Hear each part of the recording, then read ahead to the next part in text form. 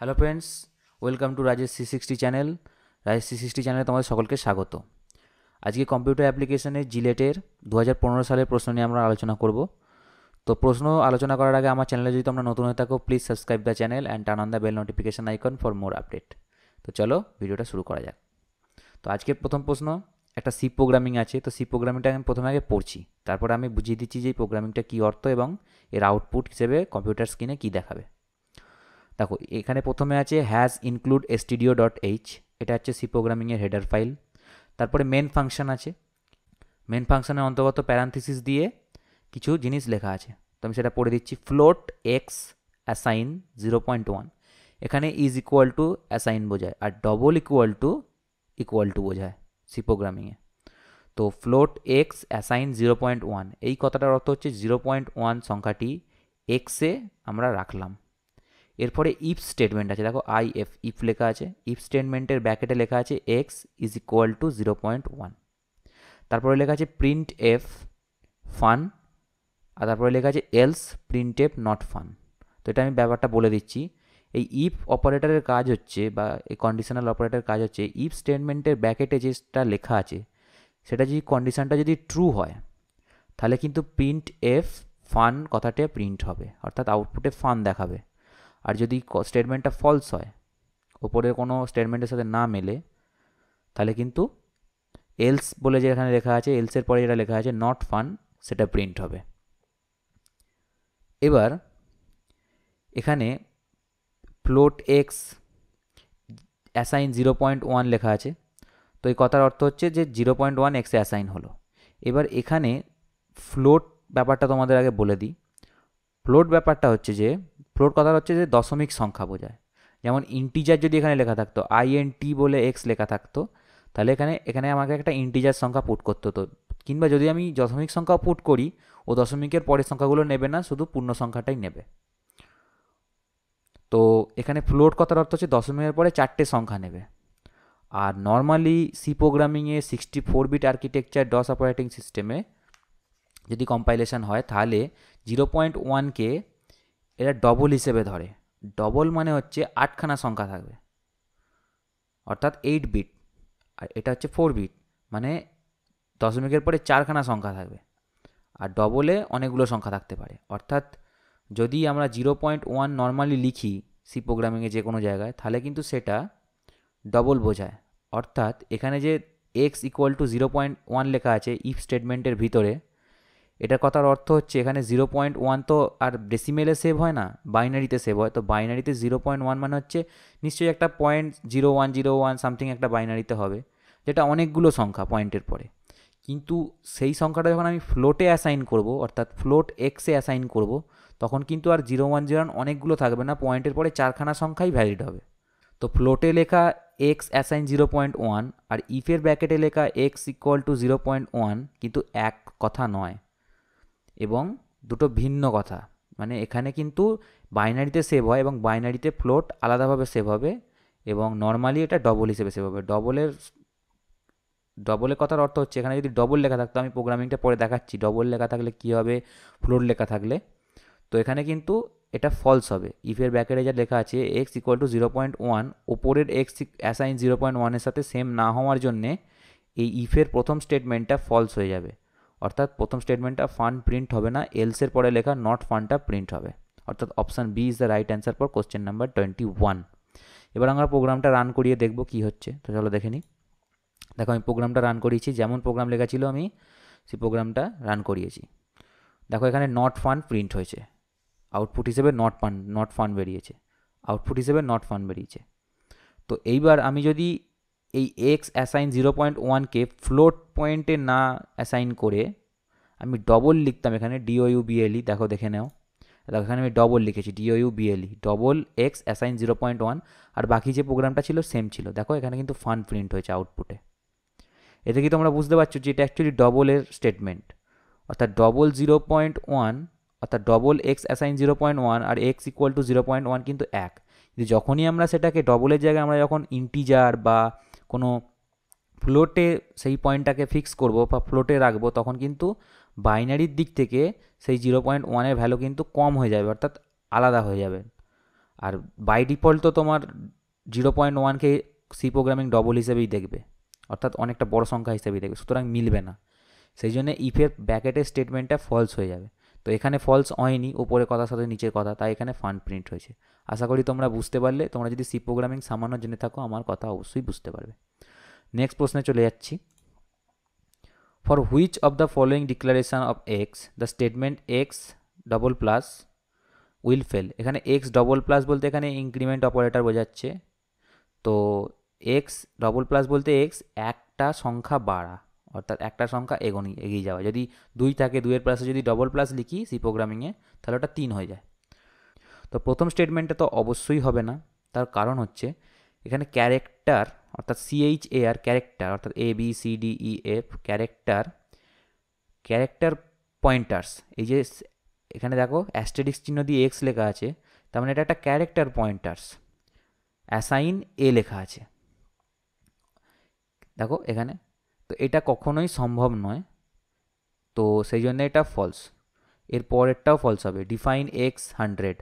তো এটাও কিন্তু এক্স প্লাস প্লাস, কিন্তু এই স্টেটমেন্টগুলো ডিক্লেয়ার করলে কিন্তু এক্স প্লাস প্লাস ফলস হয়ে যাবে।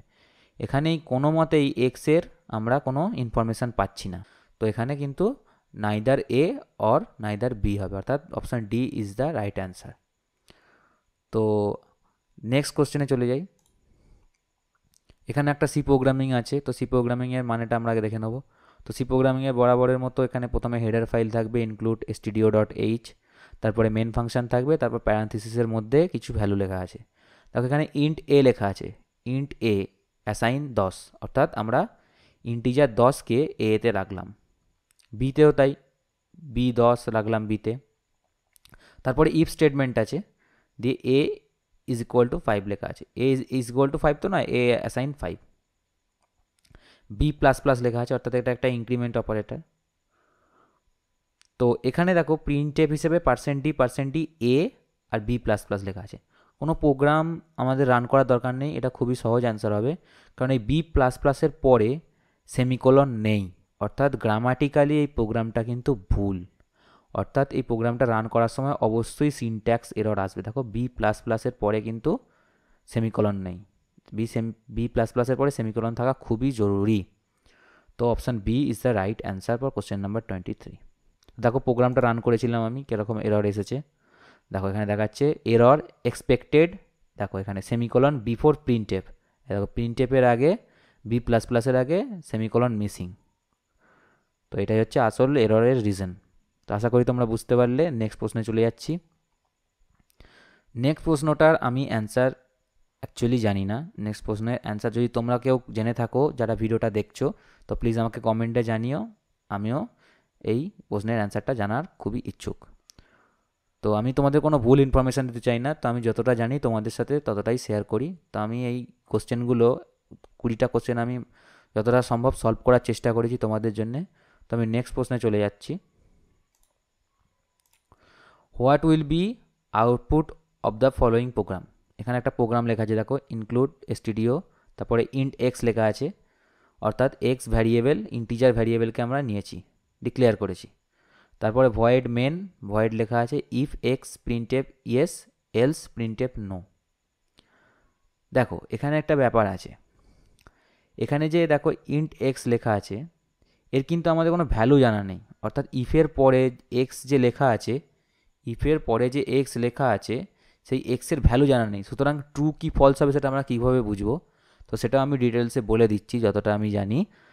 তো দেখো যদি এই ইন্ট এক্সটা ইনক্লুড stdioর বাইরে থাকে, অর্থাৎ এই যে মেন ফাংশন দেখতে পাচ্ছ না, মেন ফাংশনের ভেতরে দেখো প্যারান্থিসিস দিয়ে, অর্থাৎ সেকেন্ড ব্র্যাকেট দিয়ে এই স্টেটমেন্টটা লেখা আছে। এই ভয়েড মেনের নিচে যদি INT এক্সটা লেখা থাকতো, তাহলে কিন্তু এর ভ্যালু যে কোনো কিছু হতে পারতো, যে কোনো কিছু, গার্বেজ ভ্যালু যে কোনো কিছু হতে পারতো। যদি আমরা সেই এক্সের কোনো ভ্যালু অ্যাসাইন না করতাম ভ্যারিয়েবলে, তাহলে কিন্তু যে কোনো ভ্যালু হতে পারতো। যদি ভয়েড মেন এই কথাটার নিচে INT এক্সটা থাকতো, যেহেতু এটা বাইরে ডিক্লেয়ার করা আছে, INT এক্সটা বাইরে ডিক্লেয়ার করা আছে, এর ভ্যালু সবসময় সি প্রোগ্রামিংয়ে 0 হয়। তো দেখে নেবো আমরা সেটা। দেখো এখানে কিন্তু নো প্রিন্ট হয়েছে, অবশ্যই নো প্রিন্ট হবে, তার কারণ হচ্ছে আইএনটি এক্সটা দেখো বাইরে অ্যাসাইন করা আছে, বাইরে অ্যাসাইন করা থাকলে এক্সের ভ্যালু 0 হবে।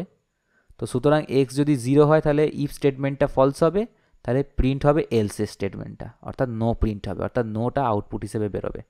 তো ভিতরে করা থাকলে দেখো, ভিতরে করা থাকলে আমি একটা অন্য প্রোগ্রাম লিখেছি, দেখো দেখো বাইরে যাকে লিখেছি গ্লোবাল ভ্যারিয়েবল আর ভেতরেটা লিখেছি লোকাল ভ্যারিয়েবল, দুটোকে আমরা প্রিন্ট করেছি। দেখো কীরকম ভ্যালু দিয়েছি, দেখো গ্লোবাল ভ্যারিয়েবল যেহেতু বাইরে অ্যাসাইন করা আছে, সরি অ্যাসাইন বলছি, ডিক্লেয়ার করা আছে, তাই গ্লোবাল ভ্যারিয়েবল ভ্যালু 0 আর লোকাল ভ্যারিয়েবল ভ্যালু 49। এটা তুমি যখন প্রোগ্রামটা রান করবে তোমার ক্ষেত্রে 49 না এসে অন্য কিছু আসতে পারে, যে কোনো ভ্যালু আসতে পারে, সেটা কম্পিউটারের প্রোগ্রামের ওপর ডিপেন্ড করছে, যে কোনো গার্বেজ ভ্যালু আসতে পারে।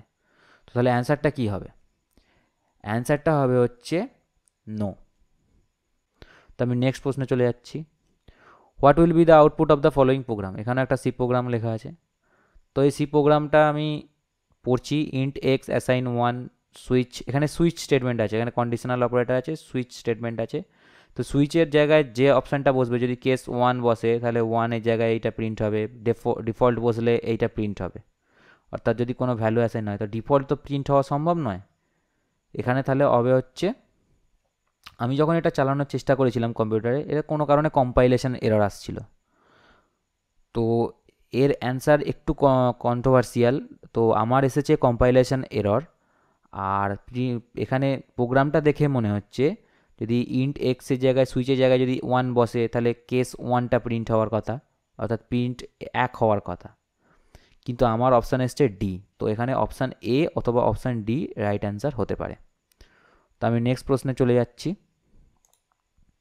নেক্সট প্রশ্ন হচ্ছে what will be the output of this following program? Void main character x, এখানে দেখো এখানে অ্যারে আছে, ক্যারেক্টার অ্যারে। তো তোমরা যদি সি প্রোগ্রামিং একটু জেনে থাকো তাহলে ক্যারেক্টার অ্যারে কী তোমরা বুঝতে পারবে। তো আমি সিম্পলি বলে যাচ্ছি, ক্যারেক্টার অ্যারে হচ্ছে অনেকগুলো ক্যারেক্টারকে বিভিন্ন সজ্জায় বা বিন্যাসে সাজানো। তো এখানে দেখো character array A B C D E F G লেখা আছে। তো প্রিন্ট এফে জিজ্ঞাসা করেছে আউটপুটে কি চাইছে, size of x R str_len ব্র্যাকেটে এক্স। এই কথাটার অর্থ হচ্ছে আমি জানতে চাইছি সাইজ অফ এক্স, অর্থাৎ ক্যারেক্টারের যে সাইজ সেটা কতটা। আর স্ট্রিং লেন্থ হচ্ছে এই যে স্ট্রিং আমি ব্যবহার করেছি, এই যে ABCD EFG একসাথে এতগুলো কথা ইউজ করেছি, এটাগুলোকে অনেকগুলো ক্যারেক্টার একসাথে ইউজ করলে তাকে স্ট্রিং বলে সি প্রোগ্রামিংয়ে। তো সেই স্ট্রিংয়ের লেন্থ কত? তো আপাত দৃষ্টিতে দেখে মনে হবে একই তো হবে, এই স্ট্রিংয়ের লেন্থ ABCD EFG আর সাইজ অফ এক্স একই তো হবে, কিন্তু আপাত দৃষ্টিতে হবে না। আগে আমি জেনে নিই সাইজ অফ এক্স ফাংশনের কাজ কি। Count all with null character, এটা হচ্ছে মোস্ট ইম্পর্টেন্ট। দেখো যখন সাইজ অফ এক্স জিজ্ঞাসা করে তখন কিন্তু যখন এ ক্যারেক্টারের সাইজটা মাপবে স্ট্রিংয়ের, তখন কিন্তু এই একটা পাশে জি এর পরে একটা নাল ক্যারেক্টার ধরে নেবে। এবার নাল ক্যারেক্টারটা কি তোমাদের একটু জানিয়ে রাখি। নাল ক্যারেক্টার হচ্ছে মানে টার্মিনেশন ক্যারেক্টার, অর্থাৎ এর পরে যে কোনো ক্যারেক্টার আর নেই, সেটা কম্পিউটার সি প্রোগ্রামিং বোঝার জন্যে এখানে একটা ইমাজিনারি একটা ক্যারেক্টার থাকে, নাল ক্যারেক্টার, সেটা কাউন্ট হয়ে যাবে। যদি এখানে একটা স্পেস থাকতো সি এর পরে সেটাও কাউন্ট হতো সাইজ অফ এক্সে, সাইজ অফ এক্সেস টোটাল কাউন্ট হয় যতগুলো সব কিছু আছে মিলে।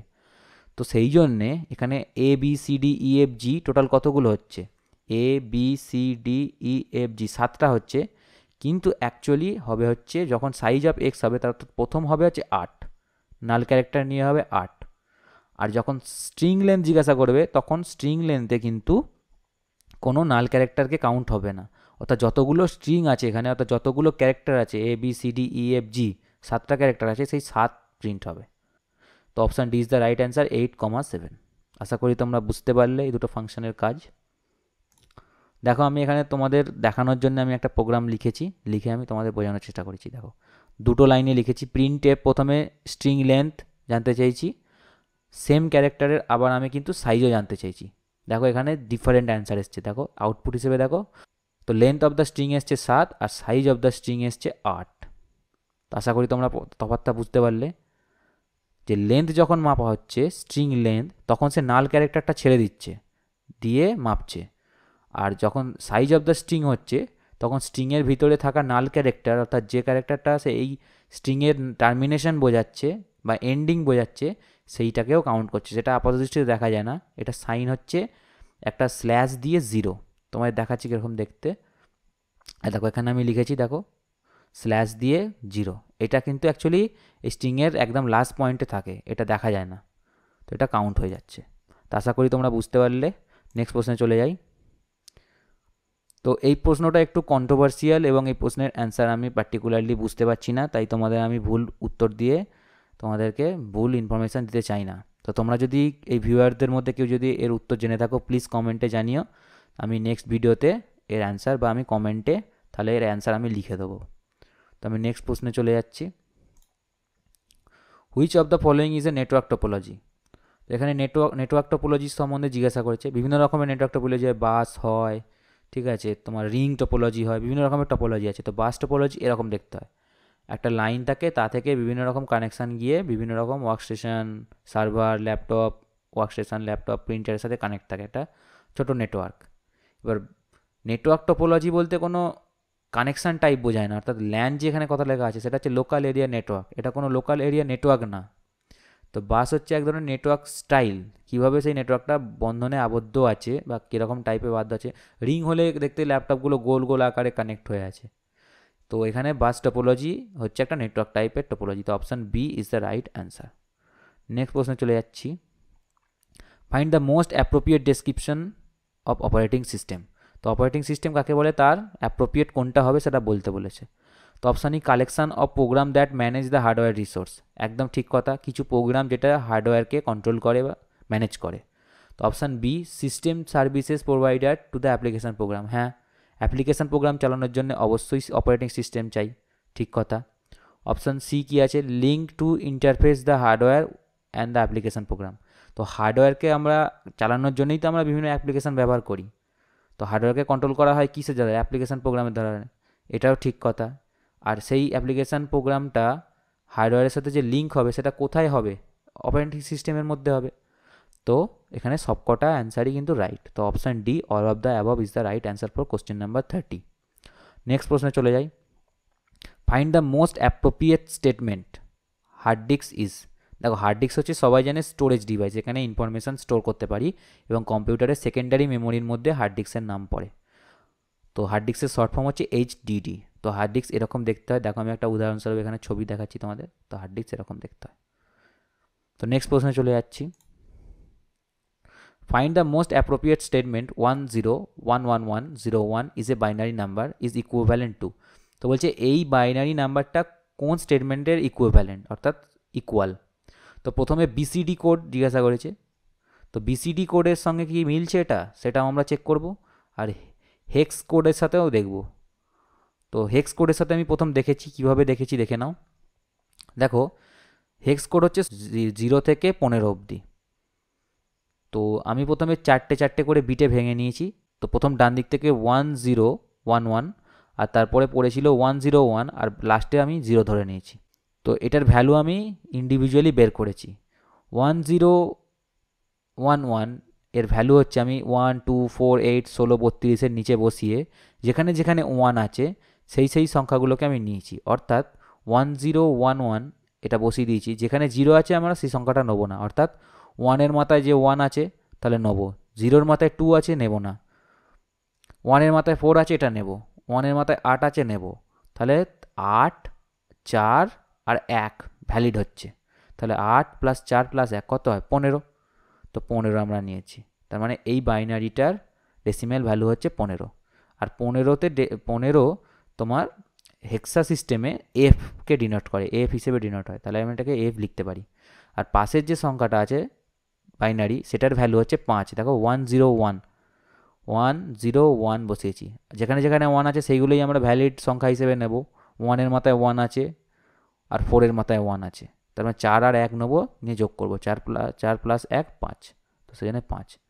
দেখো এখানে বলেছে BA in hex, BA in hex কিন্তু এখানে হচ্ছে না, 5F হচ্ছে হেক্সে, তার মানে অপশান বি হবে না। তো অপশান এ চেক করি। দেখো অপশান এ চেক করেছি।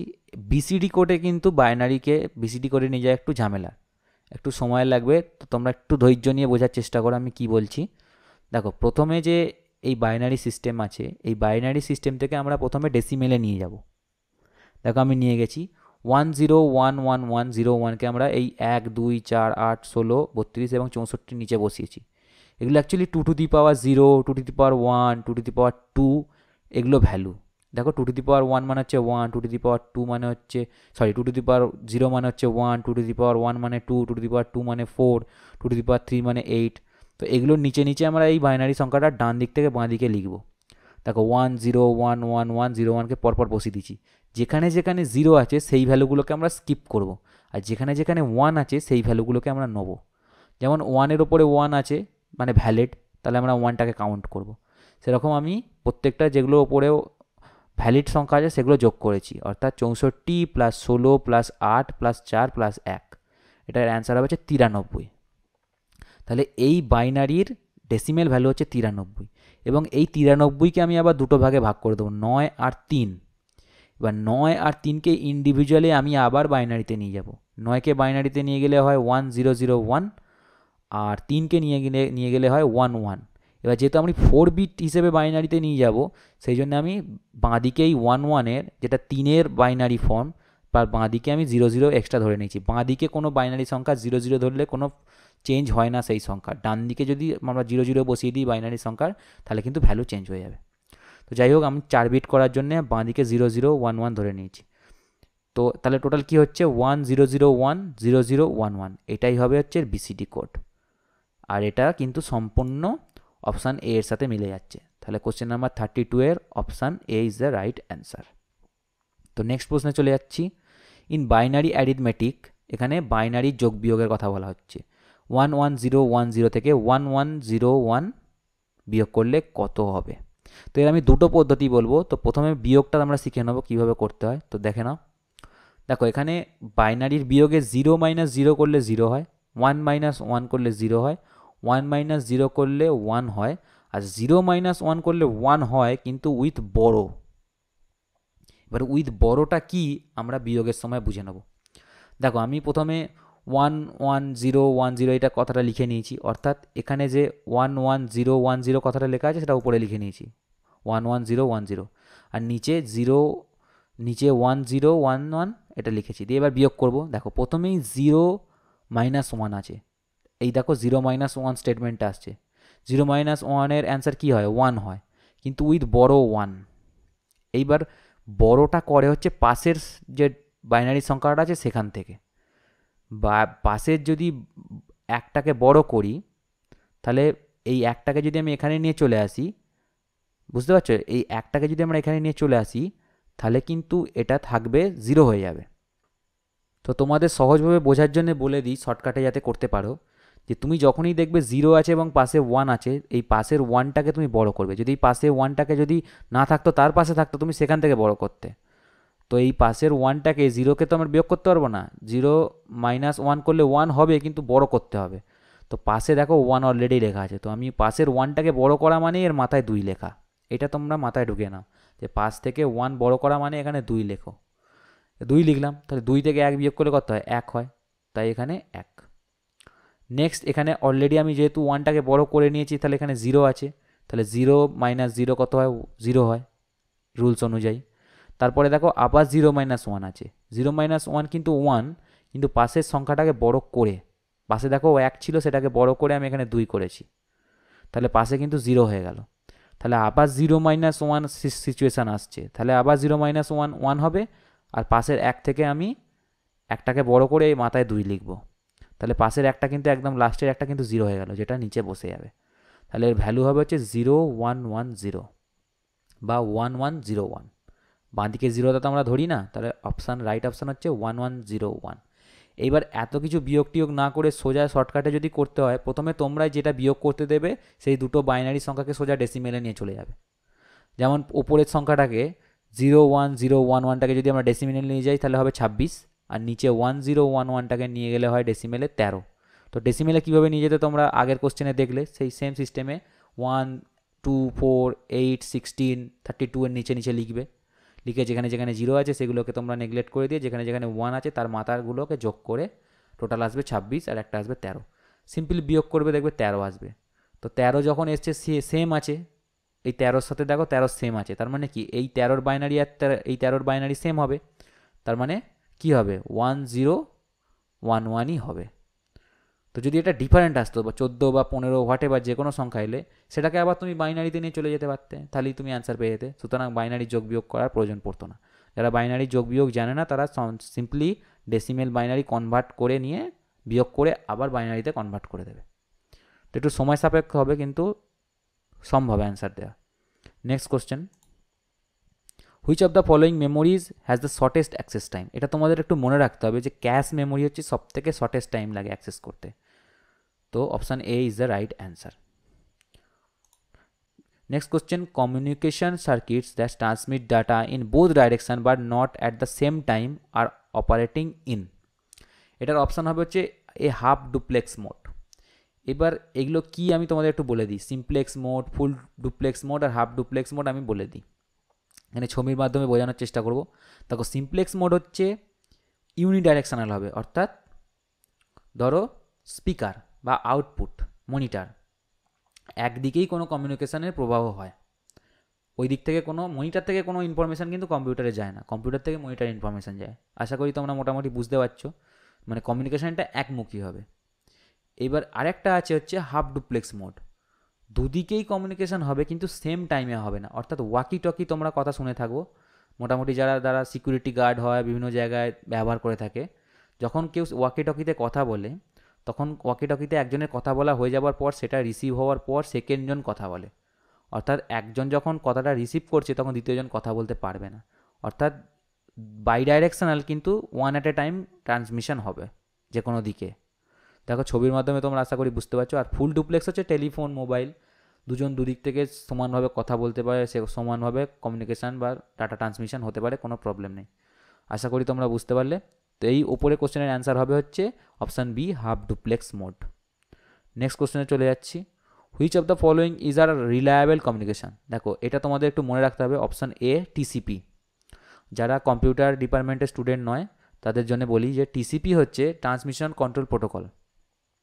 এটা অ্যাকচুয়ালি ডিফেন্স ডিপার্টমেন্টের দ্বারা ডেভেলপ করা হয়েছিল এবং ওয়াইডলি এখন ইউজ হচ্ছে নেটওয়ার্কিংয়ে। তো option A is the right answer. এখানে একটা ছোট্ট নোট দেওয়া আছে, তোমরা যদি পড়তে চাও ভিডিওটা পজ করে পড়তে পারো। Next question, which of the following is are application protocol. এখানে অ্যাপ্লিকেশন প্রোটোকলের মধ্যে সবকটাই পড়ে, option a FTP, DNS, telnet সবকটাই পড়ে। তো option d is the right answer, all of the above.